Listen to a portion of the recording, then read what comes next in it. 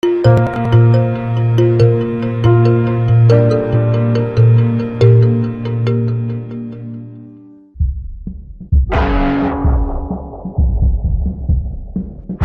computer hacker group Anonymous is claiming tonight that it took down the website of the Federal Appeals Court in San Francisco this afternoon. They took down Senate.gov servers. They've taken down HB Gary. Sony's claiming they did $150 million worth of damage. So many confidential files that tonight, because of these hackers, can be in the hands of anyone. Visa, MasterCard, the PayPal situation. The criminals who hacked into Sarah Palin's private email. The Church of Scientology says Anonymous is a cyber terrorist group of religious bigots. Anonymous and this other group called Lulz Sec. They seem to be wanting to prove a point. Anonymous kind of was like the big, strong, buff kid who had low self-esteem. And then all of a sudden punched somebody in the face and was like, holy shit, I'm really strong. And Anonymous calls itself the final boss of the internet. And sometimes it proves to be really fucking true. You are going to violate the freedoms of the internet, you certainly better watch the fuck out. They are kind of the rude boys of activism. There's a real rough edge to them, which I think also is one reason why they garner so much love and hate from people, too. They represent a certain sort of chaotic freedom. Individual, young, nameless, faceless folks are having geopolitical impact. I mean, it's both exhilarating to realize that and terrifying to realize that. It kind of depends on how that power is wielded. We are legion. We do not forget. Expect us.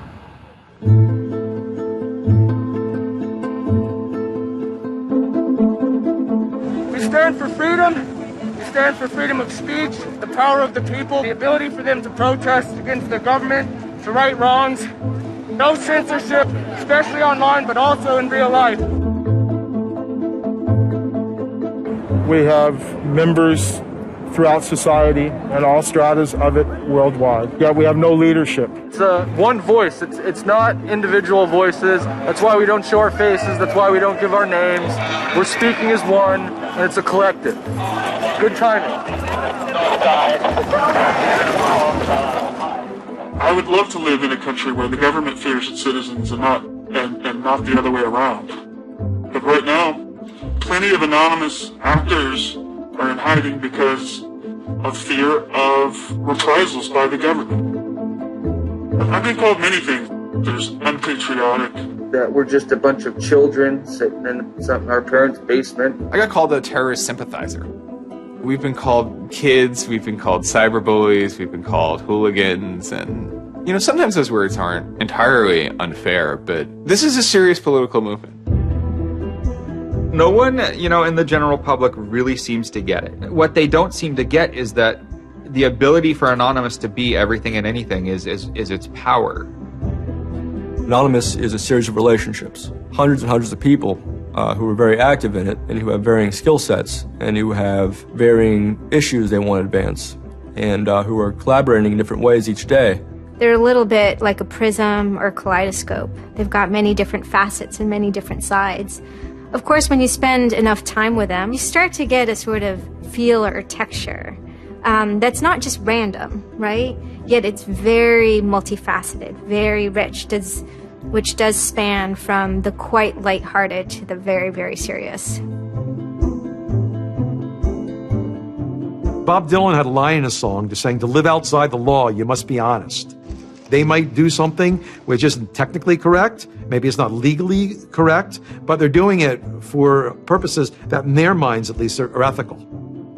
People who know what they're doing, who share an ethos, who have a commitment to exposing and humiliating the man, who have a very low tolerance of lies and what they perceive as evil on the part of overweening power structures.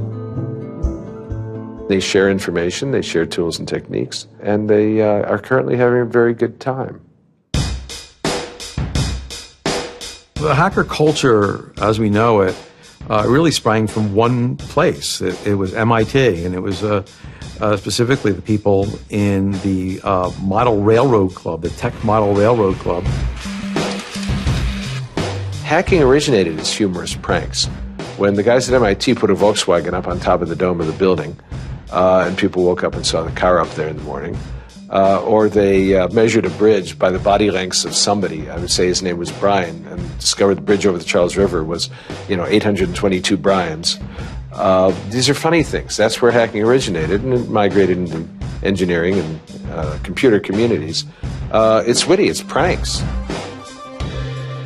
I'm Chris Weisopel, former member of the Loft. We don't necessarily say hacking group because it makes it sound like we're hacking, so we used to call it a hackers think tank. Hacktivism was a term coined by a group called Cult of the Dead Cow. The Cult of the Dead Cow was really kind of sort of like a propaganda type of organization. They had a guy who's the minister of propaganda. They're kind of merry pranksters. Like, everything they did was completely over the top. One of the guys there coined the term hacktivism because he saw one of the things his group was doing, which he called hacktivism, was writing software that people in other countries could use to communicate securely, even if their government was spying on them. So the principle was really, it was freedom of expression. It was everyone should have access to the internet. Everyone should be able to communicate and get their message out on the internet. Even more important in countries where there was repressive regimes, that if you said something against the regime, they would come and take you away, and you weren't saying it anymore. Just like in traditional activism, it spans the full gamut from sit-ins or pickets to actually spiking trees and pouring sand in, the engines of construction vehicles. I mean, there's real sabotage. The same thing does all fall under the hacktivism label. There is a spectrum. There's sometimes a strong anarchist flavor to it as well. It's resistance to authority and those who would impose groupthink and group behavior on people, which was rightly perceived to be a consequence of the digital revolution as it was used by people in power to do hacking on behalf of righteousness and to redress the grievances of the world. Lance lowered Don Quixote on his horse, nag though she was, flying at the windmills of modern life. Anonymous grew out of what's known as 4chan. And essentially this is just a website where people can upload images and you don't actually give your name. It's just sort of anonymous. When you look at 4chan, you're often surprised because it looks like a site from like 1995 or something. The idea is very simple. You post a comment and you post a picture. And you can post under your name or anonymously. And it's separated into boards about particular topics. So there's a topic on anime, there's a topic on weaponry. There's like a 4chan board for origami, and you just upload interesting pictures of origami.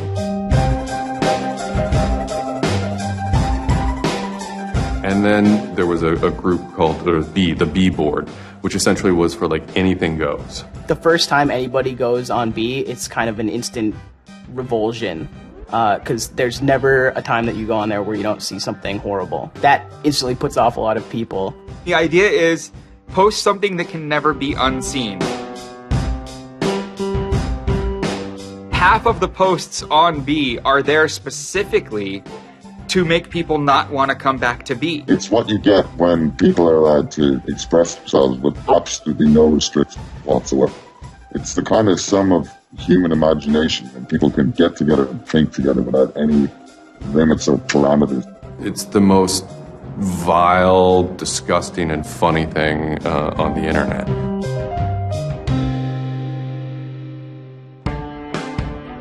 One of the important things about 4chan is to have a thread that really explodes and lasts for a long time. If it doesn't, then it disappears. It's a site that's not archived.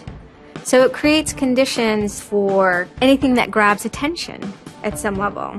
And so humor and grotesqueness as a result are quite good for that. I'd rather just be referred to as anonymous, I guess, in the interviews, because I have some docs out on me. 4chan's just where I went to. I grew up on it, and I lived there. That's just what I did for fun. It takes a thick skin to enjoy it. But, as long as you're not offended, you'll occasionally come into something really cool or really creative on 4chan. I think the most interesting thing about it is how you can watch memes evolve.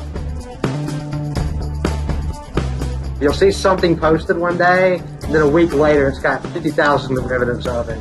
A meme is basically just an idea. It's kind of like a gene, but in the realm of the idea. A lot of the great internet memes that we all know and love, you know, lolcats, right? You know, little cats doing funny things, and then they have, you know, Icon has cheeseburger, right? All that stuff seems to start in this like petri dish that is 4chan b-board.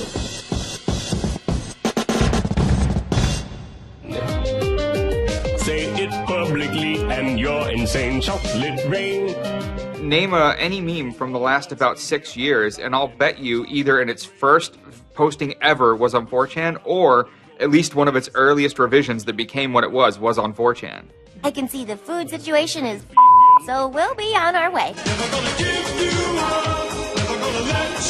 It's basically the best breeding ground for internet culture, and as far as I'm concerned. With your neighborhood insurance rates, chocolate rain. 4chan is also very known for acts of trolling. Trolling is a fucking art. Trolling is getting the person you're talking to get as pissed off as they possibly can, and for no reason except for your own enjoyment. Maybe you're trying to illustrate a point, but it's mostly for your own enjoyment. For them, it's funny that like people think the internet is serious business, and if people think the internet is serious business, it's a troll's job to make their life terrible.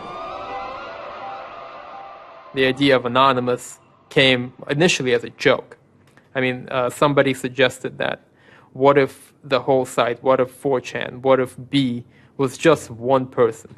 And what if that's just one guy called Anonymous sitting somewhere, and you're just reading all these posts by one guy? And it kind of looks like that from the outsider's perspective. I mean, there's no way to tell the difference. It might as well be one guy. Fox News did a very famous segment about it. They call themselves anonymous. They are hackers on steroids, treating the web like a real-life video game, sacking websites, invading MySpace accounts, disrupting innocent people's lives. And if you fight back, watch out. Destroy. Die. Attack. Threats from a gang of computer hackers calling themselves Anonymous. I've had 7 different passwords and they've got them all so far. Anonymous hacked his site and plastered it with gay sex pictures. His girlfriend left him. She thought that I was cheating on her with guys. As long as I can think back, Anonymous have done some pretty off-color things in the name of getting cheap laughs, you know. But, I mean, that's part of the culture. They get what they call lulz. Lulz is a corruption of LOL, which stands for laugh out loud. Anonymous gets big lulz from pulling random pranks. For example, messing with online children's games like Habbo Hotel. Habbo Hotel was this online community where you had an avatar and you walked around and talked to other people. It was kind of like an early version of, you know, World of Warcraft or Second Life or any of those virtual worlds. What the people on B did was invade Habbo Hotel, created, you know, thousands of avatars. They all had this one uniform of a black guy with a big afro wearing a black suit. And so there would be thousands of these people, black guys, black suit, you know, huge afro, walking around this world, and they would do things like form a swastika out of themselves. And I think that was a real landmark because it was when they were able to see that, you know, they can use their numbers to do something really interesting and really disruptive. So we blocked the entrance to their pool, and that just pissed them off so fucking much. It was fucking beautiful. That was fucking just wonderful. Wonderful times. Those kids love that pool. They love the shit out of their pool. The goal was actually to offend everyone, simply because the idea that we could offend you by drawing a little shape on the screen was stupid to the people involved in it. They were like, really? You're going to get that mad over us just drawing this on the screen? Wow. Well, you need to refocus a little on life because this should not be upsetting you that much. All these different organizations online, whether it's 4chan or just any website, there's typically a community aspect to it. This is where people have their social relationships. This is where their friends are. This is where they have a creative outlet. And so all those aspects are going into groups like Anonymous, where people feel like they're part of a bigger thing and they're able to express themselves within that group. There were certain words, certain phrases, certain ways people respond to things, certain images that were posted that created a pattern, and that pattern was, I guess, the origin of what is now Anonymous. It's like Freemasons with a sense of humor, in so much as they have this common symbology, and one of their chief joys, which is kind of wrapped up in power and secrecy, was the fact that they could recognize each other by referencing these symbols, referencing these phrases. Over 9,000. It's over 9,000! I lost my iPod. Mudkips, anything involving mudkips. So you have this weird sort of international culture developing with people, across the world, wherever they may be.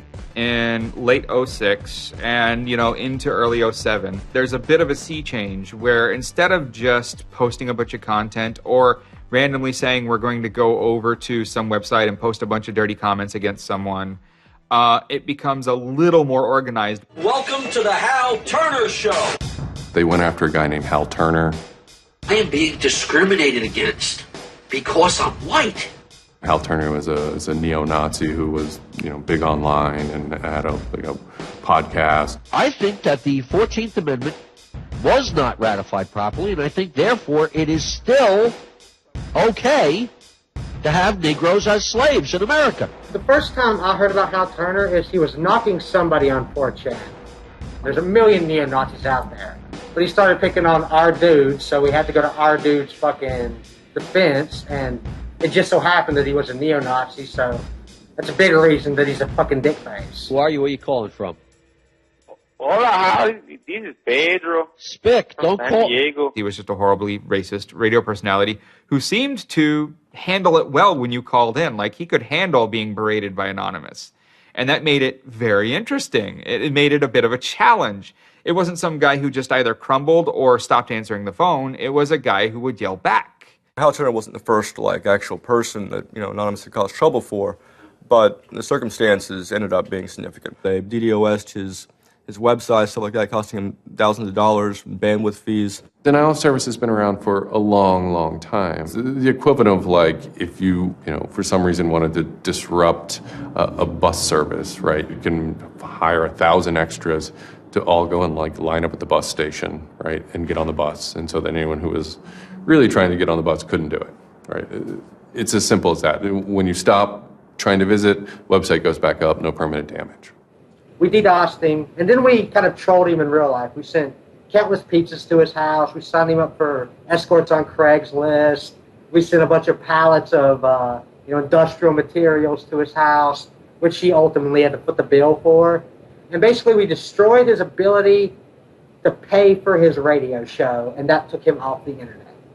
And then they ended up getting some real hackers to help them out. This wasn't sort of pranks. They actually were able to get into Hal Turner's private servers and his mail servers and find some interesting emails that he was serving as an FBI informant, which, if you're a right-wing neo-Nazi, is not a good thing to be. And obviously him being an FBI informant and also his reaction, his sort of douchebaggy reaction to the raids, damaged his credibility within the white nationalist scene, which is a shame. Hal Turner's gone. He's been prosecuted by the feds for threatening judges. What follows is a period of confusion and anger in which, the original Anonymous people, the sort who want to keep Anonymous as this nihilist little, ridiculous group, are upset that now, that the most terrible thing on the internet is now becoming a force for good all of a sudden. I'm Mike Vitale, and my handle is Seth Dude. Now, this is January 2008. Anonymous is strong now. We're not a little dinky fucking group anymore. This is millions of people worldwide, and we're watching. And then Scientology stepped in with a big target on its chest. A video came out of Tom Cruise. It was supposed to be an internal Scientology video, talking about secrets of Scientology.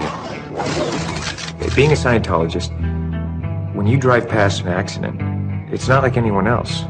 As you drive past, you know you have to do something about it because you know you're the only one that can really help. It talks about you're the only one who can stop, bad things from happening. And so this is kind of widely mocked online. It circulated like wildfire. Instantly, the Scientologists post a DMCA, Digital Millennium Copyright Act. And this is a way that if you own content, you can go to video sites, upload sites, and have your content pulled when someone uploads it illegally. So Scientology is always at odds with the internet, always trying to legally bully people out of fucking them over on the internet. They always did that. And then here they are trying it again. But you know what? Anonymous saw that and they said, oh, you guys just fucked around badly. Like, you're trying to censor our internet. Like, are you trying to take a joke away from Anonymous? Like, you don't do that. A few people on 4chan posted, hey, we should grab that video and post it on a few other sites. What followed was this term called the Barbra Streisand effect. And this video, as they're attempting to suppress it, went everywhere. Like, everywhere you look on the internet, you were gonna stumble upon this video. Actually, Gawker, the site that I worked for, was, I think, the first one to put it on the website, and we got in a huge legal battle with Scientology, who wanted us to take it down.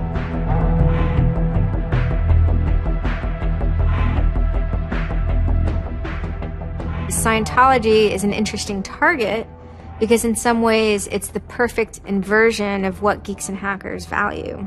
At so many different levels: science fiction, intellectual property, discourses of freedom, science and technology. It's very proprietary. It's closed. And so in some ways, if you had something like a cultural inversion machine and you stuck geeks and hackers in there, you'd get something that looks a lot like Scientology. So it's quite offensive, and there's a real pleasure in attacking your perfect nemesis. And people who knew what Anonymous was to begin with were like, oh my God, Anonymous is going to go to war with Scientology. This should be really interesting. Especially because it's two weird-ass groups.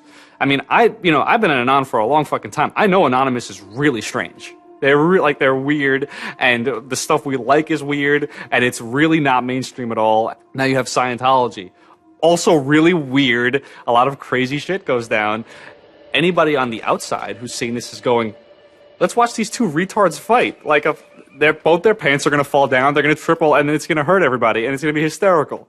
And then that's when 4chan kind of reared into action, really reared into action. And they started to troll the Church of Scientology. And this took the form of pranking the Dianetics hotline, ordering pizzas. I go to call them on the phone, and it's busy.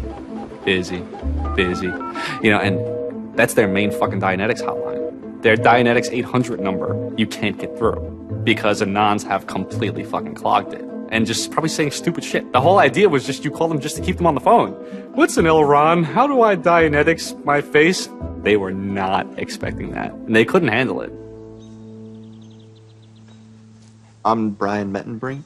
I just gone to 4chan just on pure happenstance, and I saw a post about the Scientology thing, and I started looking up stuff, and I'm like, oh, this is actually for a decent cause. I think I'll, do this. Anonymous members have developed a distributed denial of service attack tool called Low Orbit Ion Cannon, which is a name taken from a computer game. Low Orbit Ion Cannon is what's called an endgame weapon in Red Alert. All you had to do was literally follow instructions, step by step. You do it, you put it in the site, you see that the IP is correct, you make sure that all these settings are good, and you hit the button, and off it goes. And what it does is it tells Scientology.org, in this case, it tells them to send their website to my computer about, I think, it was 800,000 times in a weekend, and I'm pretty sure I probably took it down myself a couple of times. It felt like you were making a difference, just you yourself, and you didn't even have to leave your home, And one of the guys said, we need to make a video. We have to make a video. Hello, leaders of Scientology. We are Anonymous. When the video came out on January 21st, that was one of the first times that Anonymous, as a culture, started referring to itself as Anonymous as a movement. That video probably changed everything. We are Anonymous. We are Legion. We do not forgive. We do not forget. Expect us. It basically looked like if a computer was going to tell you that he was going to beat the shit out of you, this is what it would look like. That one video really galvanized that moment of innovation.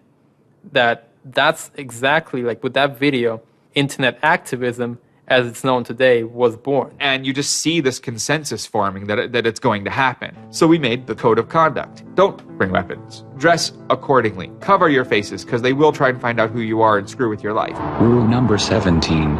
Cover your face.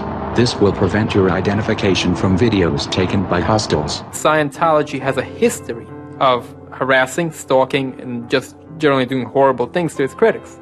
So people needed a way to hide their identities. A lot of people had very legitimate fears. They don't want to be followed home. They don't want to be stalked. They don't want to put their families and themselves in danger. Everyone was going, well, we're going to wear a mask. What's the only fucking mask that we all already know or have a joke about? And it's the Guy Fawkes mask. You see the movie V for Vendetta, the ending scene where everyone's wearing the Guy Fawkes mask. That is very reminiscent of what Anonymous thinks Anonymous is.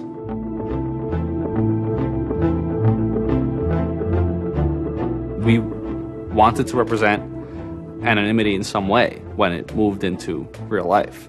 I think that the Guy Fawkes mask was one of the most natural things to happen. It is the idea that none of us are as cruel as all of us. You have this massive crowd of people who are anonymous that is going to fight against a bigger thing and win.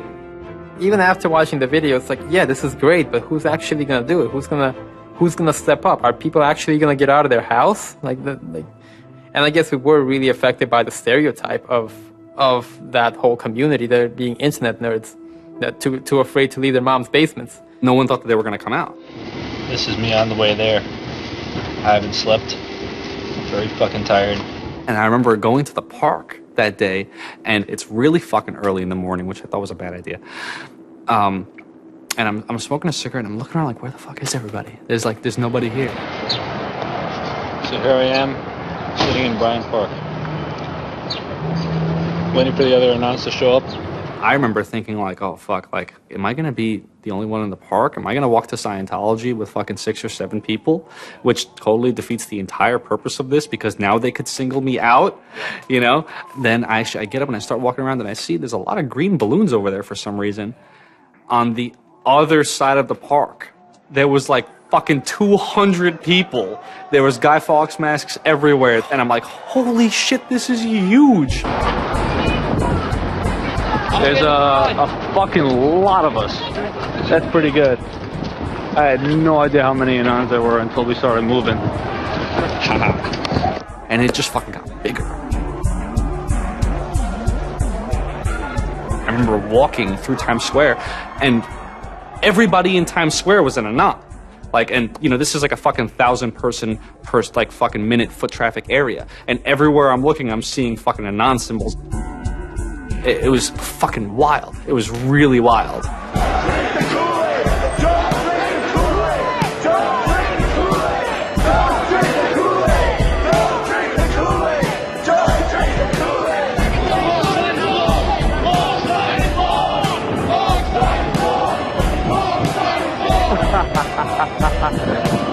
This is our fucking race. Hell yeah! So we start getting the numbers in.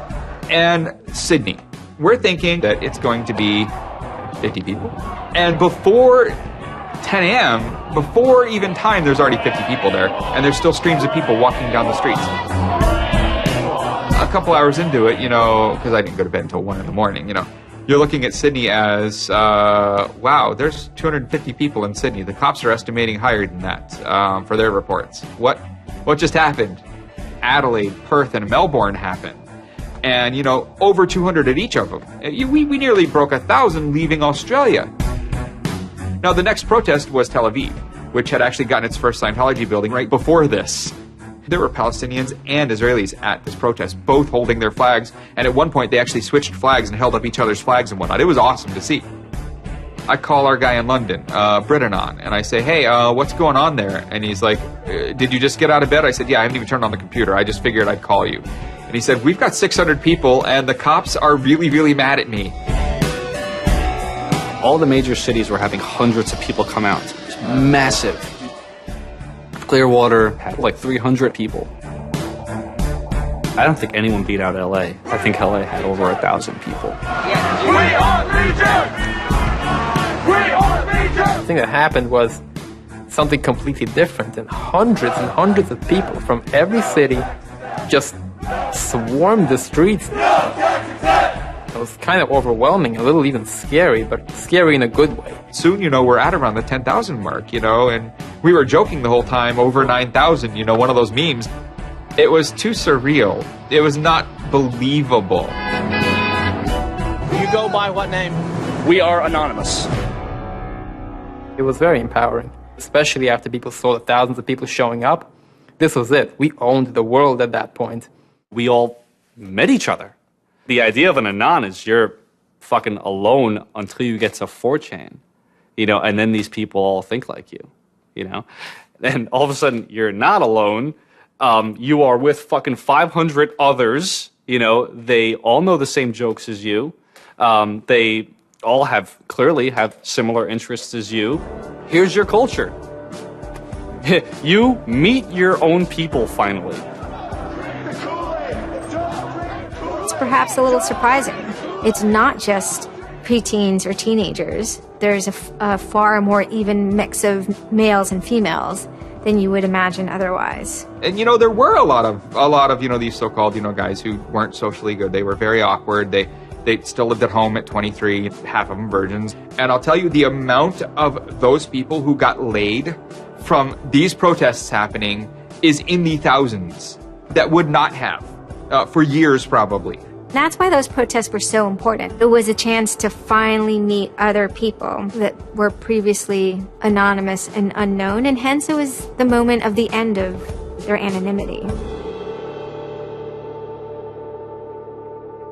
Scientology, they kind of fought back, so to speak. They posted stuff online. While claiming they are peaceful, in less than 3 weeks, anonymous members made or encouraged 8,139 harassing or threatening phone calls, 3.6 million malicious emails, 141 million hits against church websites, 10 acts of vandalism, 22 bomb threats, and 8 death threats against members and officials of the Church of Scientology.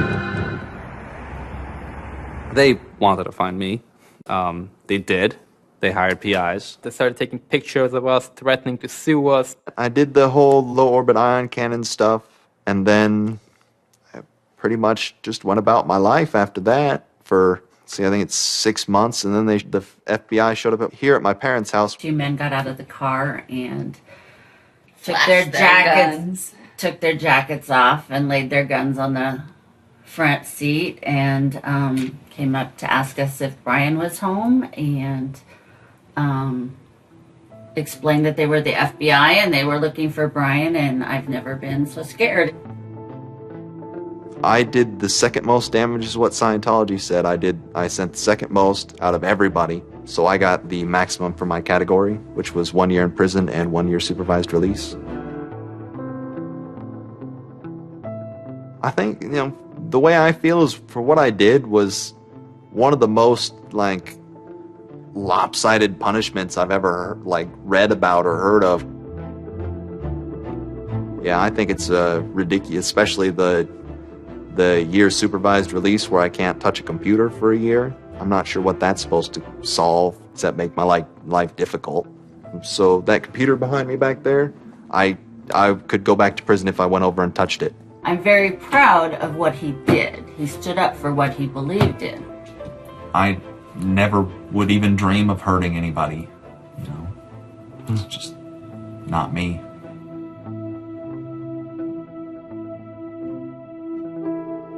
Prior to Anonymous, critics of the church still had to be very, very careful because of the aggressive lawsuits that were launched against academics, journalists, and other critics. I would say that era is over. And Anonymous, more than any other sort of intervention, is probably responsible for that change. This actually caused a decent rift in Anonymous. There was one big group, significant group of people who would say, this Chanology stuff, it's cancer, it's awful, it's bad, it's just bringing attention to us that we don't want. One Anon said it well once, There is no leader. Their ops have momentary leaders, de facto leaders. Almost through meritocracy, there's more respected or more persistent participants. Some people participate in a single operation and are never heard from again. It might even be a housewife who just, agrees with that political statement or that protest. I like to describe this with the picture of a bird swarm. Everybody's flying very, very quiet. Suddenly, one bird flies into the other direction and the mass fly into the same direction, following that person. It's totally okay to say, I'm sorry, I don't take part. When chronology was running full force, it was like a kid stretching for the first time and actually seeing the real power. If you had asked me all throughout 2008 and most of 2009, is the politics of Anonymous always going to be sutured and hinged to the Church of Scientology? I would have said yes. And it became unsutured, unhinged, when a different political wing was born in 2010.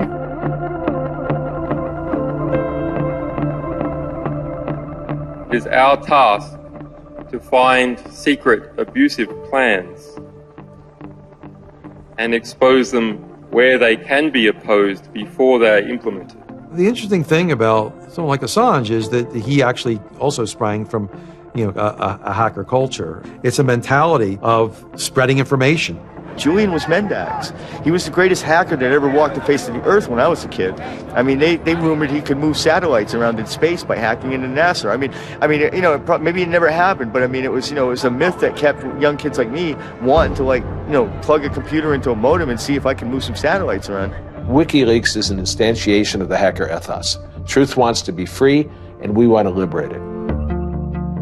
WikiLeaks released a huge trove of diplomatic cables. There was a lot of controversy from every quarter of society. The WikiLeaks website released nearly 400,000 secret U.S. files on the Iraq War late today. It was the largest leak of classified U.S. files in history. There was one particular moment that really sparked the fire, and this was when PayPal, MasterCard, and Amazon pulled services for WikiLeaks.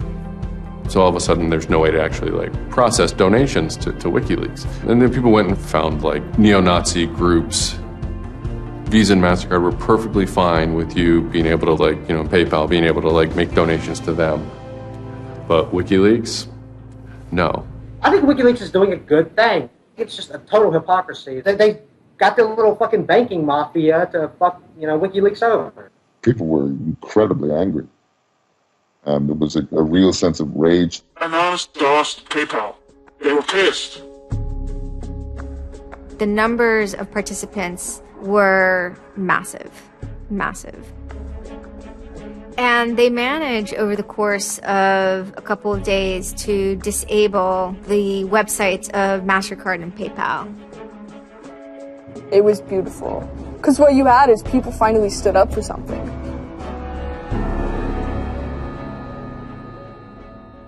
My name's Pete Fine. You can call me an internaut or a hacktivist. Telecomics is an ad hoc cluster of volunteer net activists who have spent much of the last year trying to keep the internet running in the Middle East. In kind of the lead up to the Egyptian revolution, we would tweet on people's behalf. We would get people from Egypt who were unable to access Twitter on their own on our IRC network, and we would take reports from them and tweet them out using our account to kind of help them get the word out about what they were experiencing. Some of this shit is personal. And one of the things about the movement as a whole, when Egypt rolled around, is that Egypt broke us emotionally. Watching in real time with live feeds that we helped set up, Egyptians get massacred with machine guns. It was different, and I have never in cyber activism wept before. It's never bothered me like that. It's never been able to touch me the way Egypt touched me. And then January 27th, January 28th rolls around, and the Egyptian government starts shutting down the internet. I mean, just for the whole country. The whole country. There's this fantastic traffic graph that you can see the traffic coming out of Egypt, and it looks like, like this, and it goes like that. Just totally stops. And we were just shocked. We were just like, what the fuck? Like, what the fuck? To think that a country would completely cut itself off as much as it was able to from the outside world was pretty unthinkable. We know bad things go on in the dark places. That's the kind of thing that could start riots.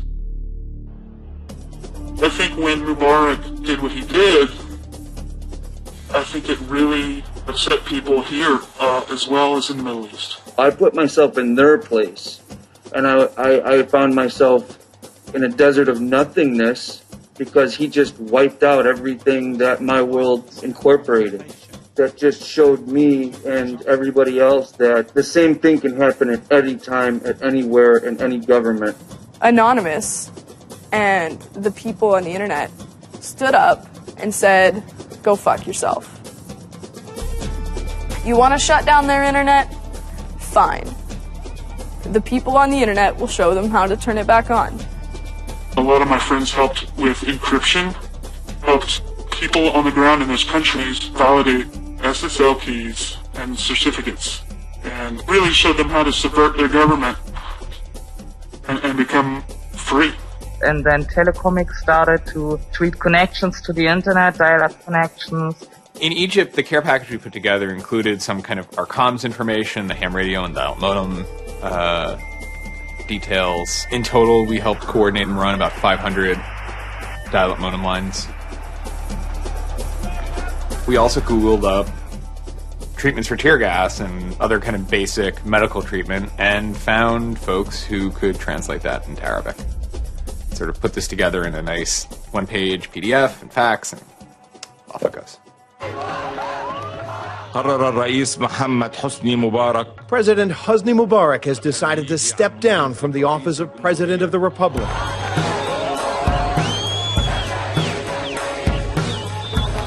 When Mubarak left, it was a hell yeah moment. People can rise up. People can make a change. And I think for a lot of people in America, it was the first time they had seen people rise up and take down their government and say, we're sick of this shit. We're sick of the oppression. We're sick of living as slaves to your power. We had Egyptians come thank us as we're doing this stuff, and I said to them, like, look, you guys just get our back if stuff goes down here. It's a revolution that was facilitated by the internet, by Facebook, and by Twitter. Not caused by it. I mean, 50 years of dictatorship has caused the Arab Spring. But the internet has certainly been helping. Although it was awesome and it was one part we were fighting for me it was quite clear that it's not the end of the story. That it's not suddenly changing into rainbows and nine cats or whatever, but that we now have to watch even more. Suddenly on February 5th, Financial Times article comes out that we all see. And it's quoting this guy named Aaron Barr, who's the CEO of HP Gary Federal, which is an intelligence contractor. And Aaron Barr is telling his Financial Times journalist, Joseph Min, that he's been secretly monitoring the AnonOps server where all this is going on, and has done so for several weeks, and using his own custom brand of information operations techniques, has managed to identify the alleged leadership of Anonymous, including 25, quote, lieutenants, unquote, some sort. We have to see this document. Everyone wants to know. We don't need to destroy him. We don't need to destroy his company. So they get it. It was unbelievably easy to get into that network. Now, to put that in hacker terms, Anonymous is a hornet's nest. And Barr said, I'm going to stick my penis in that thing. The HB Gary hack brought about 70,000 emails. Probably the most important ones had to do with a proposal that HB Gary had already formulated. It was packaged up as a nice PowerPoint presentation. Kind of act as privatized agent provocateurs, where they were going to discredit WikiLeaks. HB Gary was proposing submitting fake documents to WikiLeaks, and then when discovered as fake, the error could be called out and it would discredit WikiLeaks. Right. So there's a lot of like specifics that I can't talk about. So let me try to answer that though in a general sense. Well, first of all, it's probably no surprise to anybody. I'm not a big fan of WikiLeaks. I think that the broad purpose of trying to get as much information, proprietary or classified information for the government, expose that, is an extremely destructive and dangerous purpose. The proposals involve conducting information war on WikiLeaks and its supporters, creating dissension within WikiLeaks, DDoS attacks. You also wanted to launch cyber attacks on WikiLeaks infrastructure to get information on document submitters. Well, one thing I guess I want to make sure is clear is, none of those activities had actually occurred. In business, there's, when you start proposing or thinking about an idea, there's a brainstorming phase. And somebody says, well, what could we do? What's theoretically possible? Well, still, this was an idea. This was proposed. This was something that you thought about. Right. They also wanted to go on a campaign kind of targeting Glenn Greenwald, who's a reporter for Salon, who's an outspoken kind of critic of the government and supporter of WikiLeaks. It seems like you're trying to attack a journalist here. Yeah, and I don't want to talk too much more about Glenn Greenwald, but other than, what I previously said is, there was never an intent to attack journalists. Not on my part. Nor I guess I should say I should generalize that and to say that I would never just outwardly attack a journalist, other than if I felt that there was a journalist in my mind that was acting unethically. That's a fair game for having a public discussion about. They were walking a very fine ethical line at points, and in many cases, the mass opinion is, no, they stepped well past it. I will not support broad theft of information released to the public, because that's nothing but destructive. If somebody has information that's been stolen from them, and whether or not WikiLeaks encouraged the theft of that, or whether or not it was just put in their lap, still they're threatening to release the information that is the private property of another organization. So your choices are to just allow that to happen, or to try to stop it.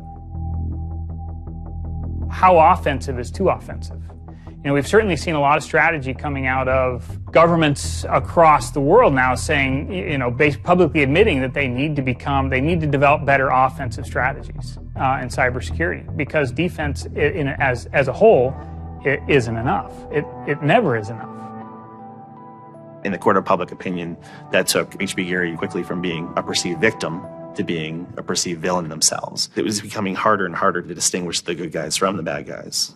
And then, kind of seemingly out of the blue, there was something by the name LulzSec that sailed into the seas. LulzSec it's sort of a group, mostly from Anonymous, who, large part of the same people who hacked H.B. Gary. And they decided to form this little group and just carry on operations sort of outside of the purview of Anonymous for a while. They hacked whatever they wanted, they released whatever they wanted. It's almost like they had no rules. They just said, this is what we're going to do. We're going to stir up the cart. We're going to make some trouble. We're going to make some waves. And they did. The majority of time, the majority of Anons are not doing anything particularly illegal. When they are, a huge number of them try to do that in a very specific political context. For those people, what LulzSec was doing, they were funny, but they were attacking random targets. They were breaking the quasi-rules by attacking media. PBS's Frontline runs a documentary mainly focused on Bradley Manning, the alleged leaker to WikiLeaks. And a lot of Bradley Manning supporters didn't like it. They hacked a website putting a story that Tupac and Biggie had kind of escaped the world of celebrity fame and attention and retired quietly and discreetly in New Zealand. LulzSec, when they attacked PBS, that gave me the creeps, As a journalist, I'm not too thrilled with the idea of someone judging that we don't like you to write that. We don't like your reporting, so we're going to shut down your website. I'm uncomfortable with that. It could be me, and I could be writing something about a group that they didn't like, and I'm happy to sit and talk with them about it, but don't shut my website down. This is obviously about freedom of speech, so attacking the press would be would sort of be a bit of a contradiction. So people obviously said, well, we shouldn't do that. And obviously LulzSec had a completely different agenda, so they had no problem doing it. Activism started to become sort of, I would say, almost more nasty, using, sort of more no-holds-barred kind of attacks, sort of more vicious attacks. They sort of saw themselves going out there, breaking into like anything, everything, governments, corporations, police departments, largely for the same reasons Anonymous would. They went after Arizona for immigration policy, 50-day run, causing mayhem, havoc, and then ended it. The computer hacking group, Lulz Security, has announced it's disbanding, saying it had achieved its mission to disrupt government and corporate organizations for fun. I call this whole thing the rise of the chaotic actor. And chaotic could be chaotic good, neutral, or evil. If you go back to the old Dungeons & Dragons charts. And some people see Anon-Ops initially, let's stick with Anonymous, as chaotic good. They saw Operation Payback, or they saw attacking Scientology, and they say that's good. It's like Robin Hood, right? Chaotic good. Outside the system, but doing something good. Other people saw Anon as chaotic evil, like the Joker. They just want to see the world burn and doing potentially irreparable damage. And the truth is, yes, it's the entire column of chaotic. I'm actually a little less concerned about some of the things LulzSec's done and more concerned about the next generation of LulzSec, the next turn of the crank of who takes it further or is more aggressive. Whoever fights monsters, should see to it they don't themselves become one. Really, as powerful as they seem to be, LulzSec and Anonymous are really small potatoes compared to the bigger operations that are going on that we don't hear about, maybe operations funded by government. 16 people were arrested today, but dozens of FBI agents targeted alleged members of the loose-knit hacking group. Armed with search warrants, agents hit 6 homes in New York, along with locations across the country. The people arrested yesterday were suspected of attacking PayPal's website after the company shut off payments to WikiLeaks. Defenders of the hackers say they're merely engaged in civil protest, but FBI officials worry the disruptive cyber attacks could move in a more dangerous direction. So the FBI shows up at 6 in the morning, and it was really obnoxious. And I remember being frustrated and angry because there was nothing that I had done that would have justified an FBI search warrant. They came and guns blazing and all this other good stuff, busted down the door. I immediately just dropped down to the floor, 180, didn't want nothing. I wasn't trying to fight nobody. Even if you accept what the government is saying is true, what is important is that people are participating in the process. It is very much the process. It is sitting in a counter in Selma, Alabama, 500 Freedom Riders refusing to allow people to go and sit in at a segregated lunch counter. They write books about that stuff. It is demonstrating at a street corner saying no to a war. It's just a different, it's just a different vehicle. It's the same result. There's always going to be legal consequence when you decide to break the law. That comes with the territory. And it would be naive not to expect that. The question is whether the punishment will be proportional to the crime. And I suspect it might not be. People will be watching very closely to see how these cases proceed, on what grounds, and whether there's any room during the trials to think, especially of the denial of service attacks, as a legitimate form of protest. So much of our lives are now configured, at least in part, on the internet. So we better start thinking about how we claim parts of the internet as spaces that we can also protest in. There is a certain online culture that believes in certain values, like freedom of expression. They're against corruption. They're against governments controlling their citizens. And when they see those values harmed in some way by some organization, the hacktivists strike back. I don't think this whole issue is a technical hacking thing. This is more about human philosophy and psychology.